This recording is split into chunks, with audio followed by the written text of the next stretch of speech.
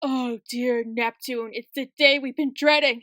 Hi, I'm Kitty Monk. I'm here to talk to you about Kamp Koral. If you're active on the internet, I'm sure you're familiar with the controversy surrounding Kamp Koral. I don't want to spread misinformation or put words in a dead man's mouth or start a battle I won't win, so I'll leave some links down below explaining the controversy. For this video, I'm just going to talk about Kamp Koral in terms of it being an actual show. No controversy, no nothing. Anyway, let's discuss. Like most people, I wasn't excited about Kamp Koral when I first heard about it. It wasn't because I didn't think SpongeBob could work as a spin-off, but I didn't know what to think about it. But I thought regardless of controversy, I should at least give the show a chance. I thought that maybe Kamp Koral would just turn out to be this hidden gem. In spite of all this controversy and high expectations, it would deliver. I watched the first 6 episodes, and it's bad. It's not horrible or Teen Titans Go level bad though. Excuse me. We are engaged in a life or death game of escape from Mom's basement. To me, it's more boring than insulting a lot of the time. Even if the show can be really insulting or make no lick of sense. I think if you have a little kid, they might like it, but if you like SpongeBob, you will not like the show. I only say that because the show clearly seems like it's aimed at preschoolers. If you aren't in the demographic, it's going to be harder to enjoy it. The episodes feel really slow. Go ahead. Well, bye. It's sad because honestly, you can tell the cast and the crew are really trying, both the original crew and the cast, to make a return. The phone. I will say, I didn't like the voices in Sponge on the Run when we got those Kamp Koral flashbacks. I didn't mind the fact they used kids, but the kid voices felt like they really didn't suit them, and a lot of time they were really stilted. There was a big mistake, and you actually won the Campy Award! That's right, yep. Obviously, this is no disrespect to the children, since they're just children, but I think the show chose the right call to have Tom Kenny and the gang instead. The voices they use as kids, they're alright, but the only one I really don't like is Sandy. Her child voice is really grating, like one of those dub actors who try to sound like a kid. With these 2 elements, I thought the show would be good. It's just, this is a show that doesn't work. It doesn't work as a spin-off, and it doesn't work as its own entity. A lot of people complain how there's no use in making a spin-off while the original's still airing. I do agree to an extent, but this isn't always true. The Originals was a great spin-off, even if it aired alongside its parent series, although it was one reason Vampire Diaries soured. Still, it was a good show in its own right. But I think a reason why the Originals worked and Kamp Koral doesn't was because it stuck to the continuity and intersected with Vampire Diaries at times. And also, the Michelsons are super interesting, charming characters in their own right, so you could justify that spin-off's existence more than Kamp Koral's. To me, Kamp Koral's biggest issue is the continuity. Yes, SpongeBob isn't one for logic, but some events are more set in stone than others, I guess you could say. You can't tell me Sandy met SpongeBob at camp when there's an entire episode establishing how they met. Hey, you like karate too. I know, everybody brings this up, but it's worse in the show than you might think. In the show, it's not just SpongeBob and his immediate circle of friends at the camp, it's the recurring characters and the background characters. In theory, this is a good idea. A complaint I have about the new seasons is they do virtually nothing with the side characters. It is cool they give episodes to characters outside of SpongeBob, like Bubble Bass, but a lot of the time it feels like they just add the characters into the background instead of doing anything with them. I mean, it's cool to see Kevin the Sea Cucumber, but it sucks he's just in a crowd. What is this? I feel wet. Is it blood? Am I bleeding?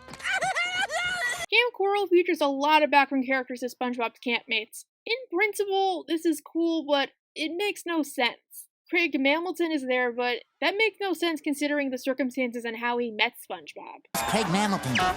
You don't know who Craig Mamelton is? The worst is who they chose as the camp counselors, though. The counselors are Larry, Squidward, and Bubble Bass. Now, maybe it would be okay, but these characters do not seem suited to be counselors, especially with all the logic problems. In Sponge on the Run, Squidward and SpongeBob are clearly the same age, and yet here, he's clearly older than SpongeBob. The show does justify it as their whole meeting happened last summer, but you don't suddenly go from a child to an adult over the summer. I know most SpongeBob characters don't have confirmed ages, but most are set in stone than others. Like with Larry. Larry in this version looks and acts like he's the same Larry in present day, only he wears a different outfit. No way, Manta Ray! Same goes with Bubble Bass.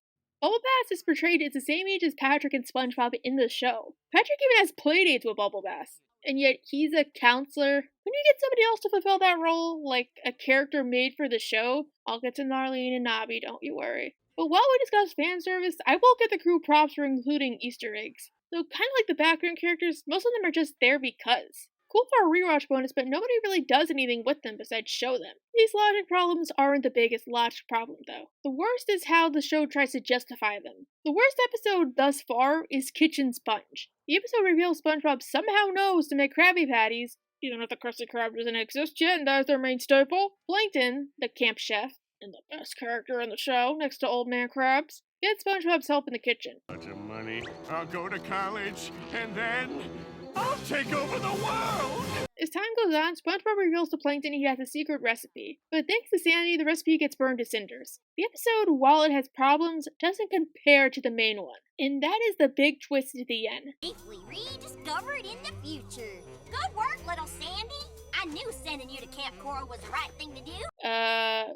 This makes no sense either. Yes, SpongeBob is no stranger to time travel. I mean, if it wasn't for time travel, we wouldn't have episodes like SB129, but those episodes are either one-off or they're corrected by the end. This episode implies that the events of Kamp Koral are justified by Sandy talking to her future self. Sandy's a scientist. Wouldn't she think to be a little more careful with the time travel?